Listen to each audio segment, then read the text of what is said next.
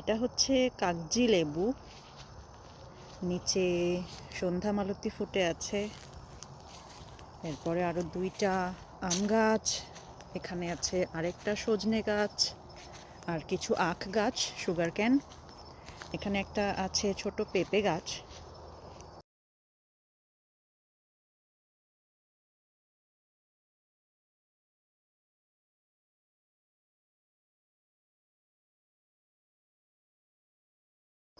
এখানে একটা আছে বড়ই গাছ, সাথে কিছু আখ গাছ, সুগার ক্যান। এখানে কিছু পান গাছও আছে। এখানে একটা মাচার মধ্যে কিছু চাইনিজ শিম গাছ আছে। জাম গাছের পাশে আছে বেশ কয়েকটা কলা গাছ, তার পাশে একটা পেঁপে গাছ এবং তার পাশে বেশ কয়েকটা সুগার ক্যান গাছ।